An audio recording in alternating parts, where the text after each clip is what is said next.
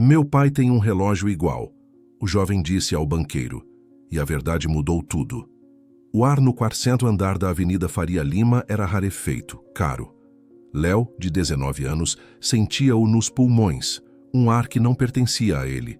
Carregava uma caixa de acrílico contendo a maquete de um novo empreendimento imobiliário, um trabalho temporário que sua mãe conseguira para ele. A tarefa era simples: entregar, não falar, não olhar, sair. Mas era impossível não olhar. O escritório de Arthur Almeida era um santuário de poder, com paredes de vidro que humilhavam a cidade de São Paulo lá embaixo. Arthur não ergueu os olhos do seu monitor curvo. Ele era um homem esculpido pelo sucesso, terno impecável, cabelos grisalhos cortados com precisão militar e uma expressão de tédio controlado. Ele gesticulou com a mão para um canto da sala. Ali, e seja rápido. Léo depositou a maquete com um cuidado que o objeto não merecia. Ao se endireitar, seu olhar foi capturado por um brilho no pulso do banqueiro. Um relógio de ouro branco, com um mostrador azul profundo que parecia conter uma galáxia em miniatura. A pulseira tinha um padrão de elos que ele reconheceria em qualquer lugar. O coração do jovem deu um tropeço. A voz saiu antes que ele pudesse contê-la, um sussurro quase inaudível no silêncio opressor da sala. Meu pai tem um relógio igual. Pela primeira vez, Arthur Almeida olhou para ele. Não foi um olhar de curiosidade, mas de aborrecimento, como se Léo fosse uma mancha no vidro panorâmico. O banqueiro ergueu o pulso, admirando o próprio relógio como se o visse pela primeira vez. Arthur disse com a voz gélida, é um Vacheron Constantin Traditionnelle. Custa mais do que a casa onde você mora. Tenho certeza de que seu pai não tem nada igual. Agora saia. A humilhação queimou o rosto de Léo.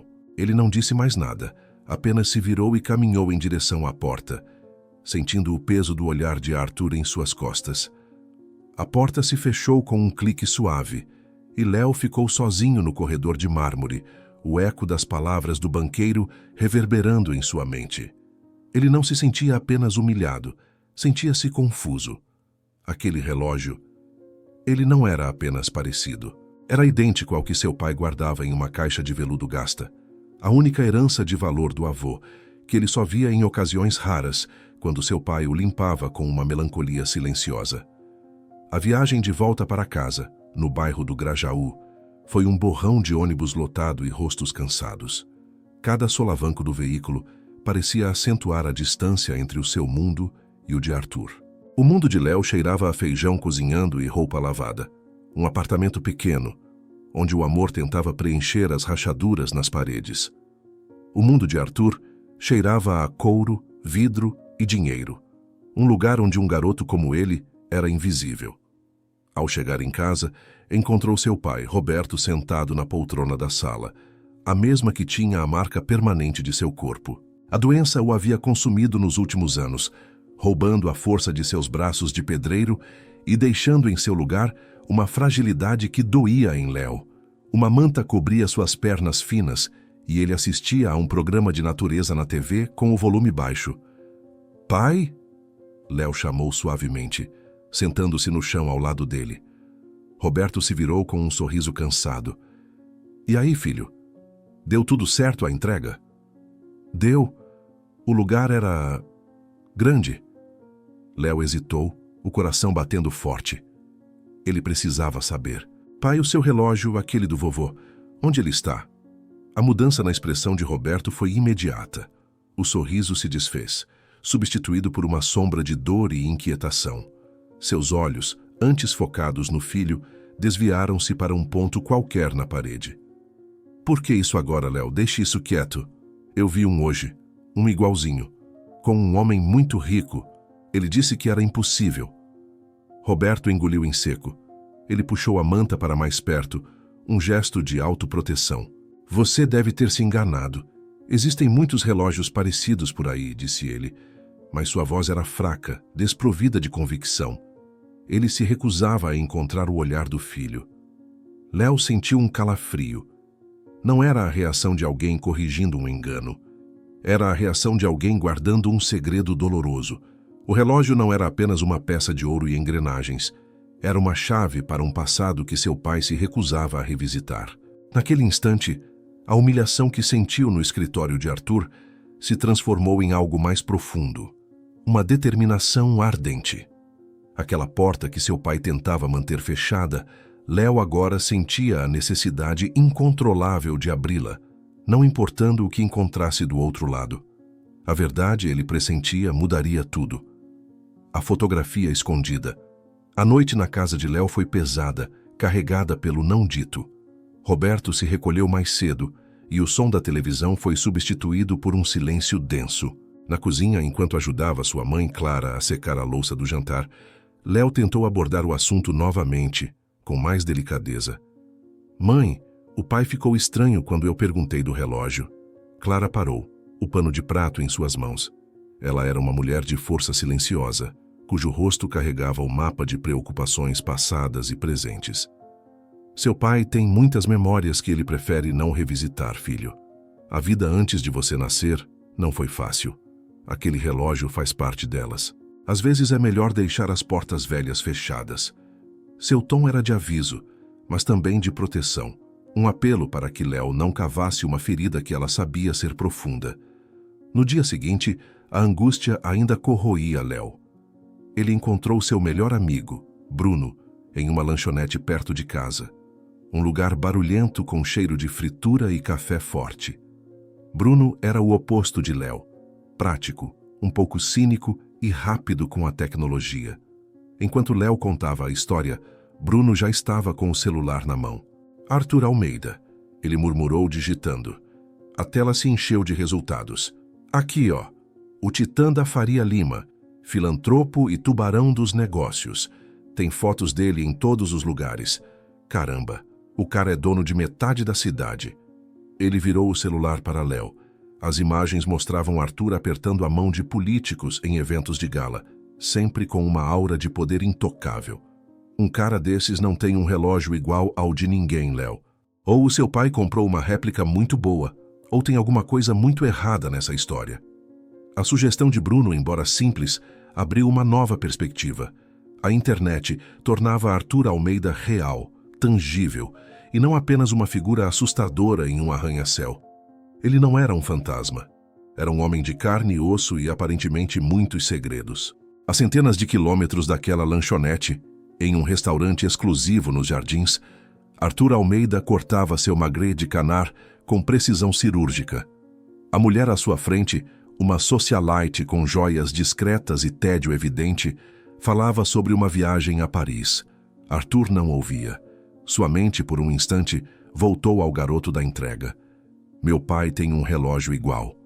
A frase era absurda, um mosquito zumbindo em seu ouvido.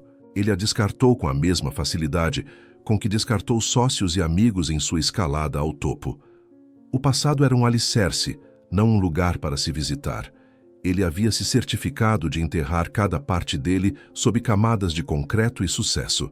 Enquanto isso, de volta ao Grajaú, a determinação de Léo o levou a procurar. Se seu pai não falava, talvez o objeto pudesse. Ele esperou a casa ficar silenciosa e começou a procurar no guarda-roupa antigo do quarto dos pais, onde sabia que Roberto guardava suas poucas posses de valor. No fundo de uma gaveta, sob velhas camisas, ele encontrou a caixa de veludo azul marinho, gasta nas bordas. Seu coração acelerou. Ele a abriu. Estava vazia. A ausência do relógio foi um soco no estômago. Era a confirmação de que algo estava errado. Ele passou os dedos pelo forro de cetim desgastado e sentiu algo rígido por baixo. Com cuidado, levantou o fundo falso da caixa. Ali, escondida, estava uma fotografia pequena, amarelada pelo tempo. Nela, 2 jovens sorriam para a câmera.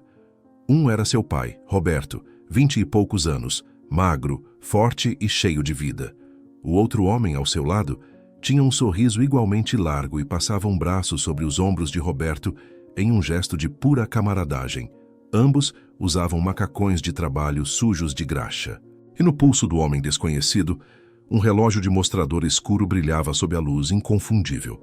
Não era o avô de Léo. Aquele rosto ele jamais vira na vida. A muralha do silêncio. Com a fotografia na mão, Léo sentiu o peso de uma história que não era sua, mas que de alguma forma o definia. Ele não era mais apenas o filho de um pedreiro doente, era o guardião de um segredo que nem mesmo ele conhecia. Ele esperou até que sua mãe saísse para o mercado, deixando-o a sós com Roberto, que cochilava na poltrona. Ele se aproximou com o coração martelando contra as costelas, um misto de medo e determinação. "Pai", ele disse, a voz mais firme do que esperava. Roberto abriu os olhos lentamente. Léo não perdeu tempo. Estendeu a fotografia amarelada. "Eu achei isso na caixa do relógio. Quem é ele? Porque o relógio que ele usava estava com o senhor." A reação de Roberto foi mais violenta do que Léo poderia ter imaginado. Ele não apenas se encolheu, ele recuou como se a foto fosse uma arma apontada para ele. Seus olhos se arregalaram em pânico, e por um instante, Léo viu um lampejo de um homem muito mais jovem e assustado. Com um movimento rápido e trêmulo, Roberto arrancou a foto da mão do filho. "Eu te avisei para não mexer nisso." Sua voz, normalmente fraca pela doença, soou ríspida, cheia de uma autoridade há muito adormecida. "Você não entende o que está fazendo. Queime isso. Esqueça que viu." "Eu não posso", Léo retrucou, a frustração transbordando. "Eu vi aquele homem, o Arthur Almeida. Ele me humilhou, pai, e ele usava o mesmo relógio. Que ligação vocês têm?" "Nenhuma", Roberto gritou, a palavra explodindo no ar da pequena sala. Ele se levantou apoiando-se na poltrona, o corpo tremendo de agitação. "Não existe ligação nenhuma. Esqueça esse nome. Esqueça esse relógio. Você está proibido de procurar sobre isso. Está me ouvindo? Proibido." Naquele momento, Clara entrou, as sacolas de compras caindo de suas mãos ao ver a cena. Ela correu para o lado do marido, que agora ofegava, o rosto pálido. Ela lançou a Léo um olhar de profunda decepção e raiva. "O que você fez? Quer matar o seu pai?" Aquela noite a casa se tornou um território inimigo. Léo comeu sozinho na cozinha, ouvindo os sussurros preocupados de sua mãe, tentando acalmar Roberto no quarto. Ele não era mais o filho cuidadoso. Era a fonte do sofrimento, o profanador de um túmulo que todos preferiam ignorar. A proibição de seu pai e o olhar de sua mãe eram muros mais altos do que qualquer arranha-céu da Faria Lima. No dia seguinte, sentindo-se um pária em sua própria casa, Léo procurou Bruno. Ele havia tirado uma foto da fotografia antes que seu pai a tomasse e a mostrou ao amigo. Ele surtou. "Disse que eu tô proibido de ir atrás disso." Léo desabafou, o sentimento de culpa pesando em sua voz. Bruno ampliou a imagem na tela do celular, os olhos semicerrados em concentração. "Proibido? Léo, ninguém proíbe uma coisa assim se não for algo muito grave. Eles não estão te protegendo de uma memória triste. Estão te protegendo da verdade." Ele apontou para o fundo da foto. Atrás dos dois jovens sorridentes havia o canto de uma parede de tijolos com uma pichação quase apagada e a estrutura de metal de um galpão. "Olha isso. Isso é uma oficina, uma funilaria, algo assim. E essa pichação talvez ainda exista." Bruno olhou Léo nos olhos, sua expressão séria. "Pensa comigo, cara. Seu pai, um cara simples, tem uma amizade antiga com um cara que vira um bilionário. O relógio some da vida do seu pai e aparece no pulso do ricaço. Seu pai fica doente com medo e não quer nem tocar no assunto. Isso não é história de amigo que deu sorte. Isso cheira a traição, cheira a roubo. Esse Almeida não é só um babaca, ele pode ter destruído a vida do seu pai." As palavras de Bruno acertaram Léo como pedras. Roubo, traição. A ideia era monstruosa, mas se encaixava na reação aterrorizada de Roberto. A proibição de seu pai agora parecia menos uma ordem e mais um pedido de socorro de um homem aprisionado pelo passado. Ao voltar para casa, o silêncio e os olhares de lado de seus pais o receberam como uma sentença. Mas agora, algo dentro dele havia mudado. Não era mais apenas curiosidade, era uma questão de justiça. Ele olhou para seu pai, encolhido sob a manta, e viu não apenas um homem doente a ser protegido, mas uma vítima a ser vingada. Ele teria que desobedecer. Teria que investigar pelas costas, mergulhar no passado que seus pais tanto temiam. mesmo que isso significasse trair a confiança deles no presente. Almeida Costa. A decisão de investigar em segredo transformou Léo em um estranho dentro de sua própria casa. Ele passava horas com Bruno em lan houses e bibliotecas públicas, vasculhando arquivos de jornais antigos e mapas digitalizados de São Paulo. A fotografia era o único guia. Eles se concentraram em bairros operários como a Mooca e o Brás, lugares que o tempo havia reconfigurado, mas que ainda guardavam cicatrizes de um passado industrial. A busca era frustrante, um labirinto de ruas que já não existiam e prédios que haviam virado pó. Em casa, o silêncio de Léo era um abismo crescente entre ele e sua mãe. Clara o observava com olhos cansados, notando as desculpas vagas para seus atrasos e o jeito como ele evitava o olhar do pai. A tensão era uma criatura viva na pequena sala. A pressão externa não tardou a chegar. Numa tarde, enquanto Léo voltava de mais uma busca infrutífera pela Mooca, sua mãe o ligou. A voz dela estava embargada, tentando soar forte, mas falhando. Filho, o Dr. Martins ligou. Ele quer tentar um novo tratamento com o seu pai, uma importação. Disse que pode dar a ele mais tempo, talvez até uma melhora. Ela fez uma pausa, e Léo ouviu o som de uma respiração profunda. Custa caro, Léo. Precisamos de R$3.000 em 2 semanas, ou perdemos a chance. R$3.000. O número ecoou na cabeça de Léo. Era o salário de meses, uma montanha intransponível.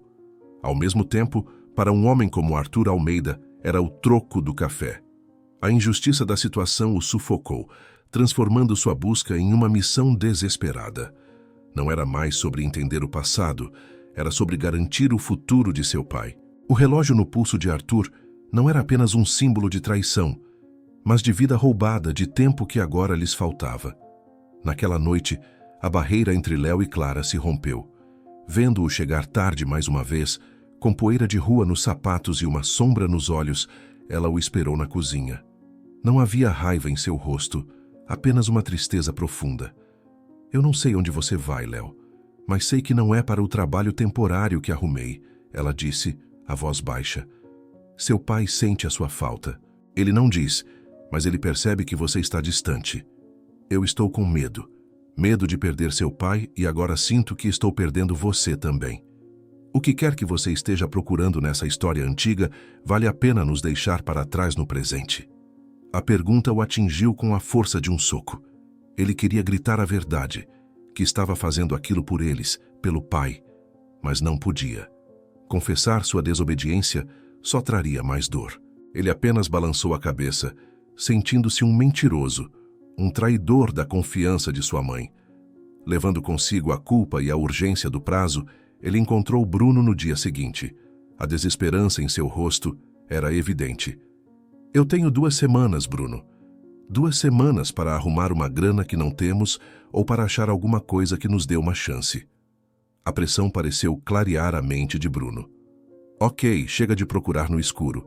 Vamos pensar diferente.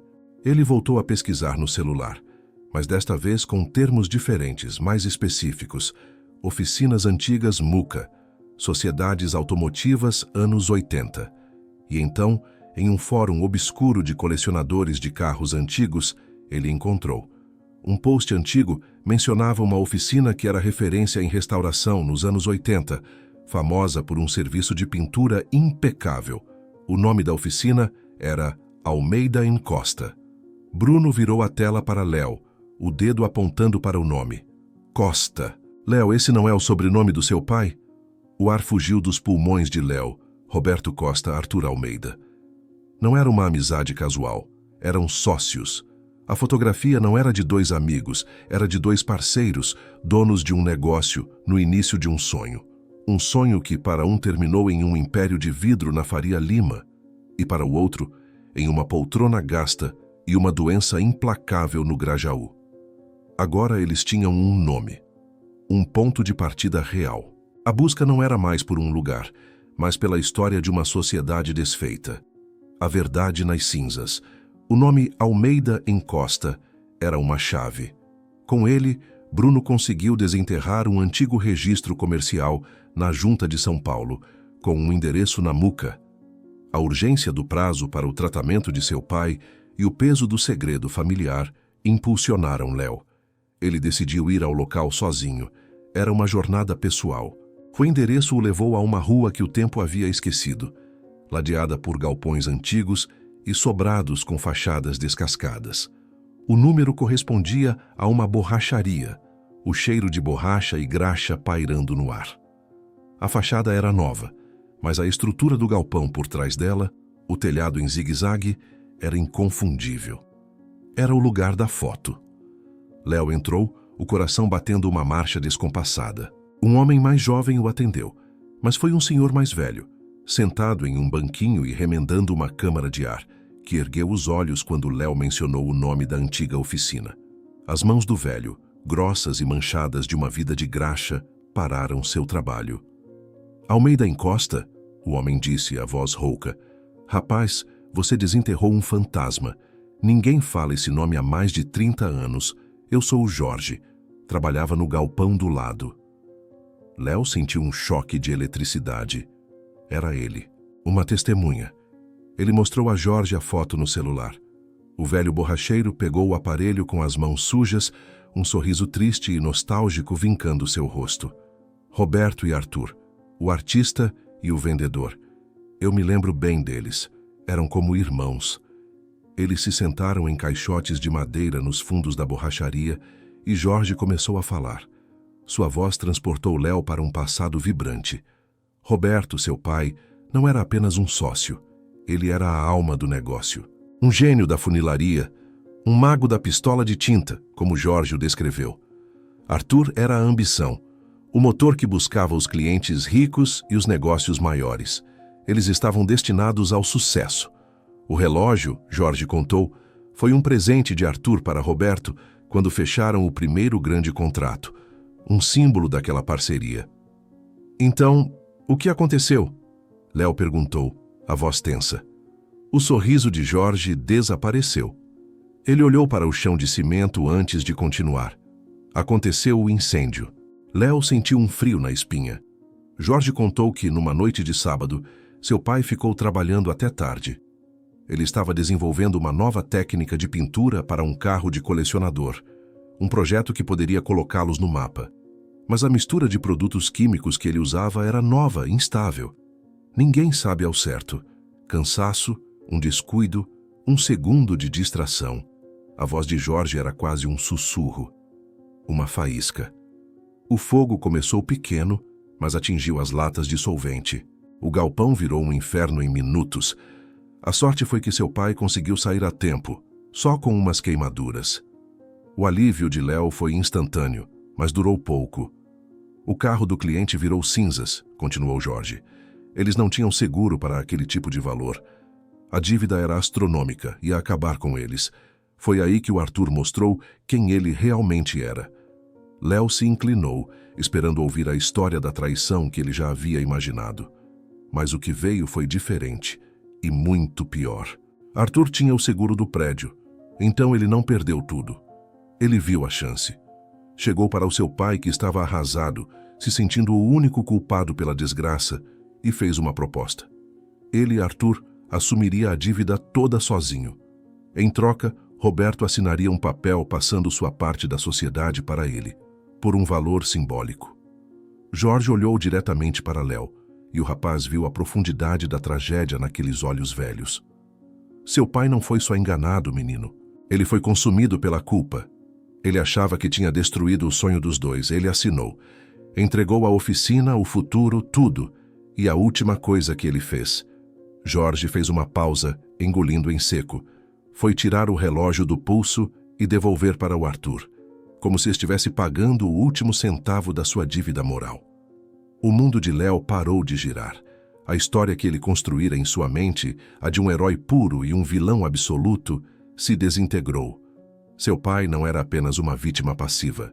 Ele era um homem que cometeu um erro terrível, e cuja culpa foi a arma que seu melhor amigo usou para destruí-lo. Arthur não roubou apenas um negócio. Ele roubou a alma de Roberto, deixando-o com uma vida inteira de vergonha silenciosa. A raiva que Léo sentia por Arthur agora era acompanhada por uma onda avassaladora de compaixão por seu pai, uma dor que cortava mais fundo do que qualquer raiva. Ele se despediu de Jorge em um torpor, caminhando sem rumo pelas ruas da Muca. Não mais como um filho em busca de vingança, mas como o herdeiro de uma tragédia complexa e dolorosa. O preço da paz. Léo voltou para casa sentindo como se tivesse envelhecido 10 anos em uma tarde. O conhecimento da verdade era um fardo pesado e amargo. Ao entrar, ele viu seu pai na poltrona, a figura frágil de sempre, mas agora Léo o enxergava de outra forma. Via o jovem de 20 e poucos anos da fotografia, o artista talentoso, e via o fantasma do incêndio e o peso esmagador da culpa que ele carregava em silêncio por 3 décadas. Em vez de se afastar, como vinha fazendo, Léo se aproximou e sentou-se no chão ao lado de Roberto, exatamente como fazia quando era criança. Ele não disse nada sobre a oficina, o incêndio ou Arthur. Apenas pousou a mão sobre o braço frágil do pai. Roberto se virou, os olhos marejados de surpresa pela proximidade repentina, e uma corrente de entendimento silencioso pareceu passar entre eles. Pela primeira vez em semanas, a barreira invisível que havia crescido entre pai e filho se dissolveu, substituída por uma empatia tácita. Mais tarde, na cozinha, ele encontrou sua mãe. Antes que ela pudesse falar, ele a interrompeu. Mãe, me desculpa. Pela distância, pelas mentiras.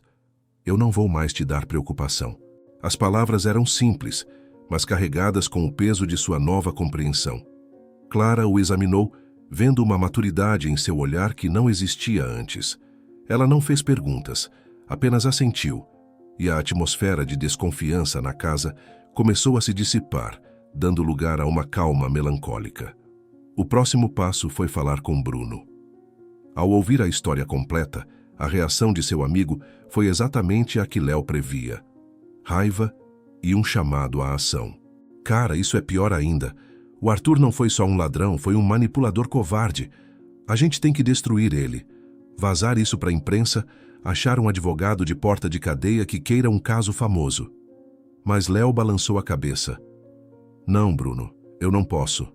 Por que não? Ele merece pagar. E o meu pai?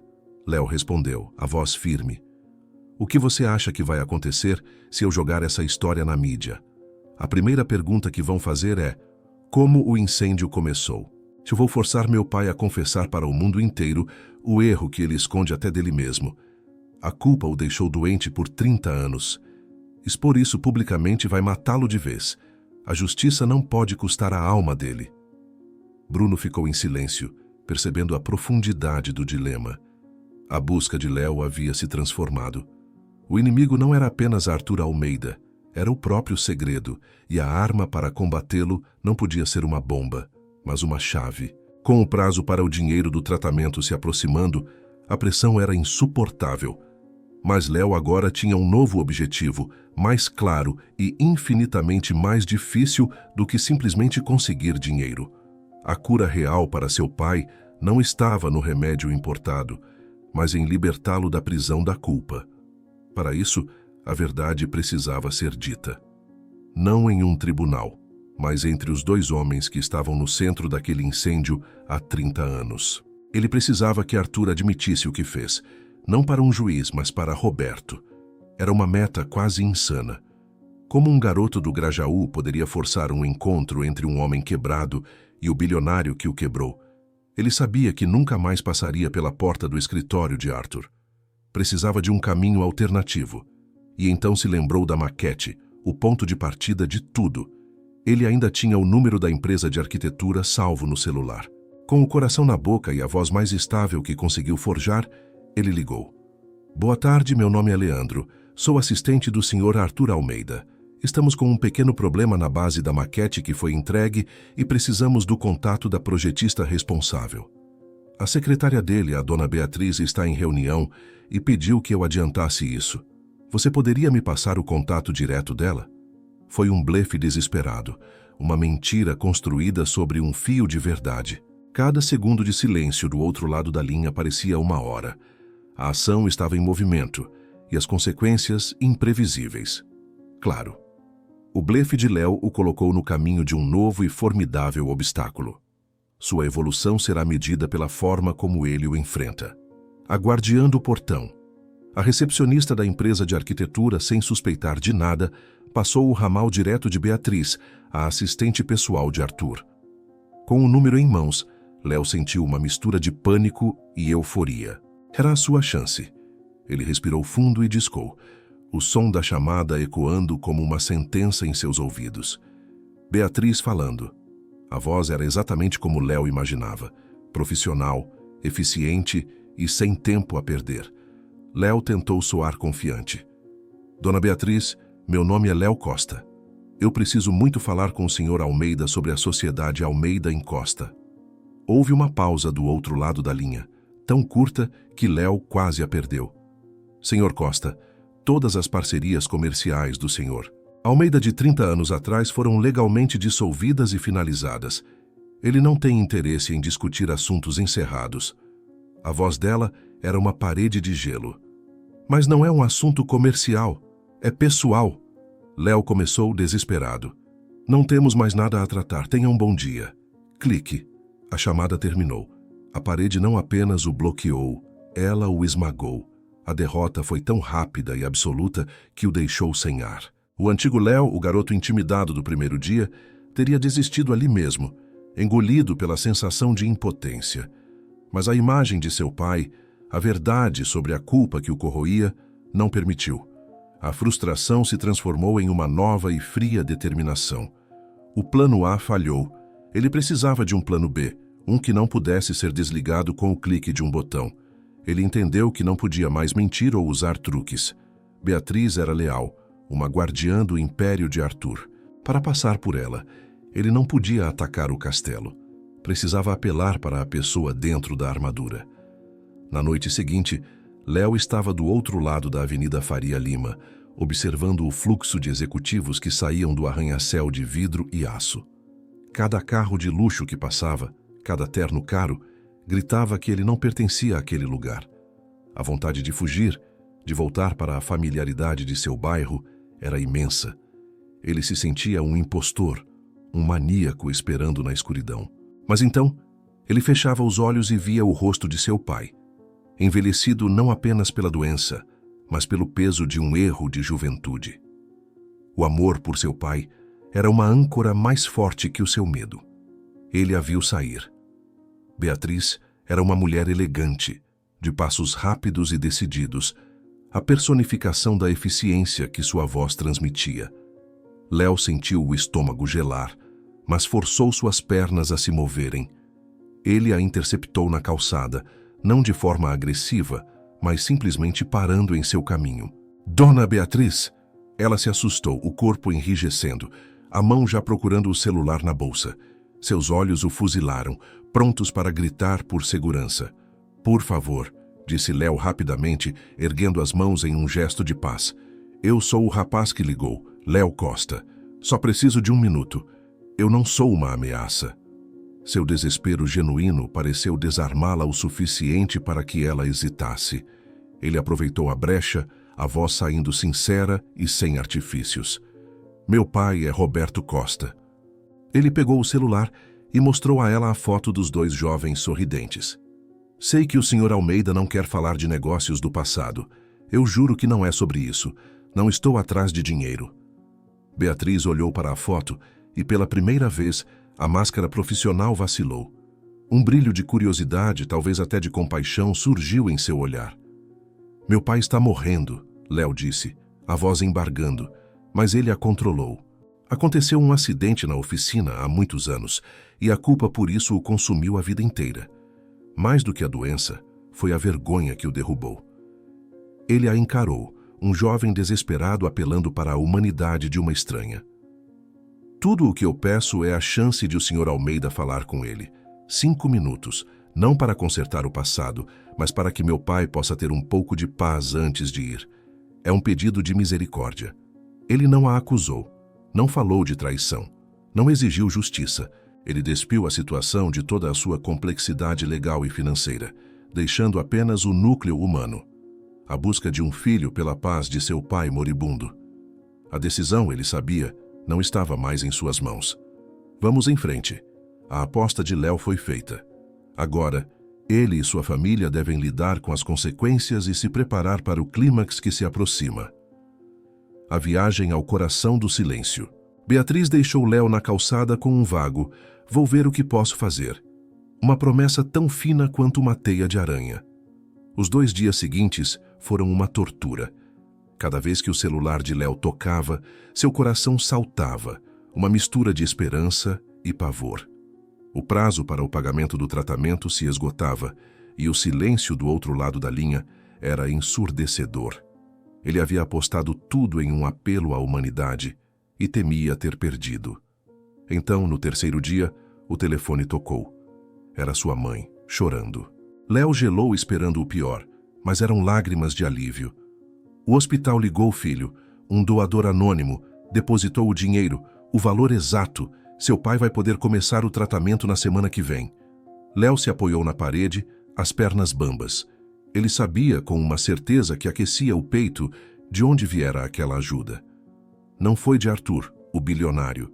Foi de Beatriz, a mulher, a guardiã do portão que, por um momento, decidiu abri-lo. Ele não havia apenas sido ouvido, ele havia sido compreendido. O peso esmagador do dinheiro foi removido de seus ombros, resolvendo a parte mais urgente de seu problema e permitindo que ele se concentrasse no que era mais importante: a ferida na alma de seu pai. Naquela mesma tarde, Beatriz ligou. Sua voz não era mais fria, mas carregava uma seriedade formal. O Sr. Almeida concorda com o encontro. Um fôlego que Léo não sabia que estava segurando escapou de seus pulmões. Amanhã, às 3 da tarde, ela continuou ditando as regras. Haverá uma sala de reuniões privada reservada em nome dele no Hotel Excelsior, no centro. As condições são claras. Apenas o seu pai entra na sala. Você o acompanha até a porta e espera do lado de fora, sem mais ninguém. Entendido? Entendido, Léo respondeu, a mente já a mil. A Vitória veio com um desafio ainda maior: convencer seu pai a caminhar voluntariamente em direção ao fantasma que o assombrou por toda a vida. A conversa com seus pais foi a mais difícil que ele já teve. Ele escolheu suas palavras com o cuidado de um cirurgião. Pai, eu encontrei o Arthur. Ele soube que o senhor não está bem e ele quer muito conversar, pedir perdão. Foi uma meia-verdade, mas a única que ele podia usar. A reação de Roberto foi imediata e visceral. Medo. Eu não quero vê-lo.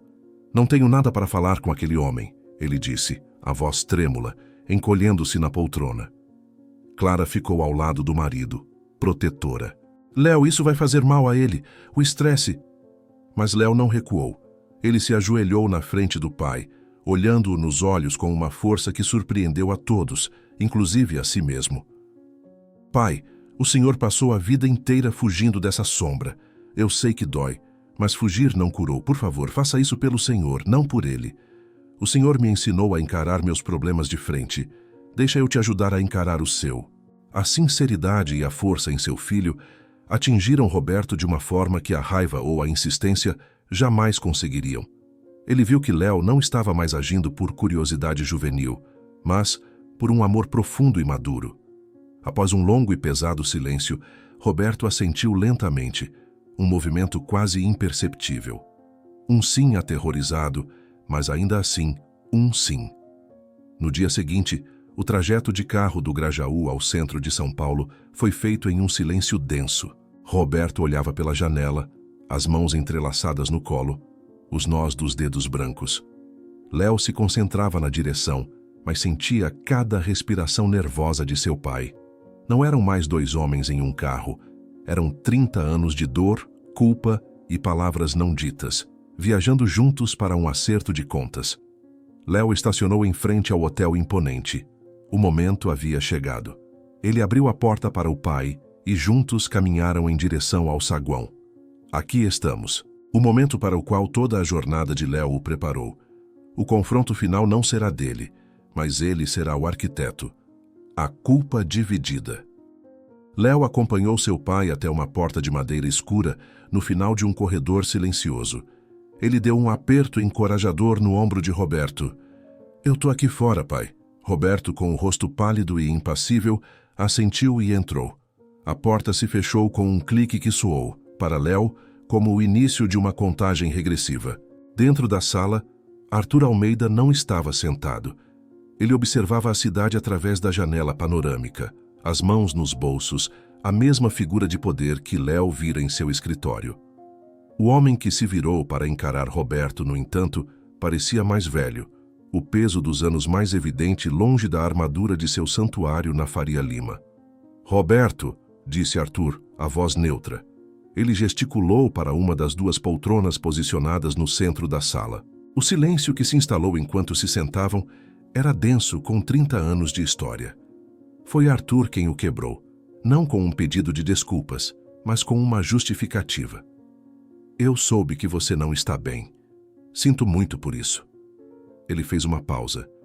"Sobre a oficina, foi uma pena. O incêndio nos destruiu. Eu fiz o que era necessário para que nós dois não afundássemos para sempre." Roberto, que até então parecia uma estátua frágil, ergueu os olhos. A voz que saiu dele era baixa, mas não trêmula. Era a voz de um homem que não tinha mais nada a perder. "Você não me salvou, Arthur. Você me usou. Você viu meu pior momento, meu maior erro, e o usou para me apagar da história que começamos a escrever juntos. Foi um negócio", Arthur retrucou, o tom subindo pela primeira vez. "Você teria perdido tudo de qualquer maneira. Eu transformei aquelas cinzas em um império." "E a que custo?" Roberto perguntou, a dor de uma vida inteira em sua voz. "Você não roubou só a minha parte na sociedade. Você me deixou acreditar que a culpa era só minha. Você me viu quebrar e me deixou em pedaços. Todos esses anos, eu não adoeci apenas do corpo, Arthur. Eu adoeci de vergonha." A confissão de Roberto pairou no ar. Arthur o encarou e algo na sua fachada de aço pareceu trincar. Lentamente, ele estendeu a mão até o próprio pulso, desafivelou o relógio de ouro branco e o colocou sobre a mesa de centro entre eles. O mostrador azul profundo brilhou sob a luz. "Eu nunca me livrei dele", disse Arthur, a voz agora desprovida de sua arrogância habitual. "Todo dia, quando o coloco, eu me lembro." "Lembra da sua primeira grande vitória?" Roberto cuspiu com amargura. "Não", disse Arthur. E o que ele disse em seguida foi a confissão que Léo nunca poderia ter imaginado. "Eu me lembro que eu deveria estar lá." Roberto franziu a testa, confuso. "Naquela noite", continuou Arthur, os olhos fixos no relógio, "eu deveria estar no galpão com você. Nós combinamos de trabalhar juntos naquele carro, mas apareceu uma chance. Um jantar com um investidor que eu estava tentando impressionar há meses. Eu te liguei, disse que não podia ir. Eu escolhi o dinheiro em vez do meu amigo, do meu sócio." Ele ergueu os olhos para Roberto, e pela primeira vez, Léo teria visto não um titã dos negócios, mas um homem velho e culpado. "O incêndio foi seu acidente, Roberto. A faísca pode ter sido sua, mas a culpa era para ser nossa, e eu deixei você carregá-la sozinho. Essa foi a minha traição. Não o contrato que te fiz assinar depois, mas a minha ausência quando você mais precisou." Lá fora, Léo encostou a testa na porta fria, as mãos fechadas em punhos, imaginando a cena, a tensão, o confronto. Ele ouviu vozes abafadas, um silêncio longo e torturante, e então, um som que não conseguiu identificar. A porta se abriu. Arthur Almeida saiu primeiro. Ele parecia ter envelhecido mais 10 anos naquela sala. Ele parou por um instante, olhou para Léo com uma expressão indecifrável.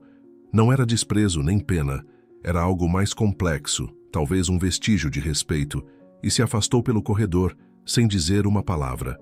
Então, seu pai apareceu na porta. Roberto estava chorando, mas de uma forma que Léo nunca o vira chorar. Eram lágrimas silenciosas que não vinham da dor, mas de um alívio profundo, como se uma represa interna tivesse finalmente se rompido. Ele estava de pé, mais ereto do que Léo o via há anos. Ele olhou para o filho, e a sombra da vergonha que sempre habitou seus olhos havia desaparecido. Em seu lugar, havia uma paz dolorosa, mas ainda assim, paz. Roberto estendeu a mão e a pousou firmemente no ombro de Léo. "Vamos para casa, filho." A herança da paz. A viagem de volta para o Grajaú foi o oposto da ida. O silêncio no carro não era mais de tensão, mas de calmaria, como o ar depois de uma tempestade devastadora. Roberto olhava a paisagem urbana passar, mas desta vez, seus olhos pareciam realmente enxergá-la. No meio do caminho, ele quebrou o silêncio. Sua voz era fraca, mas clara. Era um Opala, azul metálico, 1976. O trabalho de pintura mais difícil que eu já tinha feito. Léo olhou para ele surpreso. Seu pai não falava do passado com detalhes assim há anos. Ele ia ficar perfeito. Roberto continuou, um leve sorriso surgindo em seus lábios. O primeiro sorriso genuíno que Léo via em muito tempo. Não era um sorriso de felicidade, mas de aceitação. Ele estava finalmente falando de seu trabalho com o orgulho do artista e não com a vergonha do fracassado. Léo não disse nada, apenas assentiu, sentindo uma onda de calor preencher o carro. Seu pai não estava apenas voltando para casa. Ele estava voltando para si mesmo. Os meses seguintes não trouxeram uma cura milagrosa. A doença de Roberto seguiu seu curso, implacável. Mas a atmosfera dentro do pequeno apartamento mudou completamente. A paz que Roberto encontrou naquele hotel se espalhou por cada cômodo. Ele começou a contar histórias da sua juventude, de seus pais, do início do sonho da oficina. Ele falava de Arthur não com ódio ou medo, mas com a melancolia reservada a uma memória distante e complexa. O tratamento pago pelo doador anônimo deu a ele mais tempo, mas a confissão de Arthur devolveu a qualidade daquele tempo. Ele não estava mais apenas sobrevivendo, estava vivendo seus dias finais. Léo se tornou o pilar silencioso da família. O jovem ansioso e reativo havia dado lugar a um homem calmo e observador. A raiva que o impulsionava se transformou em uma profunda empatia. Ele e sua mãe, Clara, desenvolveram uma nova parceria, unida não mais pela preocupação, mas por um respeito mútuo e um amor tranquilo. Uma semana após a morte de Roberto, que partiu em uma manhã serena durante o sono, Léo recebeu uma mensagem de um número desconhecido. Era de Beatriz. A mensagem era curta. Ele me pediu para te agradecer. O relógio foi leiloado. O dinheiro foi doado para o Hospital de Câncer Infantil. Ele disse que era a coisa certa a fazer, com a parte dele da sociedade. Léo leu a mensagem e sentiu não uma sensação de vitória, mas de fechamento. Não havia vencedores ou perdedores. Havia apenas pessoas quebradas tentando, à sua própria maneira, consertar o que podiam. Olhando pela janela de seu quarto, a vista não era mais a de um bairro que o prendia, mas a de um lar que ele havia ajudado a curar. A herança de seu pai não era um relógio de luxo ou uma fortuna perdida, era a lição de que o verdadeiro valor não está no que se tem, mas na paz que se encontra. O artesão do tempo. 2 anos depois, em um pequeno cômodo nos fundos do apartamento, Léo se debruçava sobre uma mesa de trabalho. A luz de uma luminária focava em suas mãos firmes e pacientes. Diante dele, minúsculas engrenagens e parafusos compunham o coração de um relógio de pulso simples, um modelo antigo que ele encontrou em uma feira de antiguidades. Com uma pinça delicada, ele posicionou a última peça. O mecanismo voltou à vida com um tic-tac suave e constante. Ele não estava consertando apenas máquinas, estava restaurando pequenas partes do tempo, honrando o legado de um artista e construindo o seu próprio. Justiça ou paz? A história de Léo e seu pai nos lembra que o tempo, marcado por qualquer relógio, carrega o peso de nossas escolhas, segredos e sacrifícios. Cada família tem suas próprias histórias guardadas, suas próprias feridas que silenciam o passado.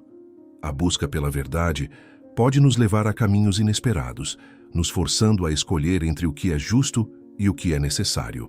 E talvez a verdadeira pergunta seja: o que você teria feito no lugar dele?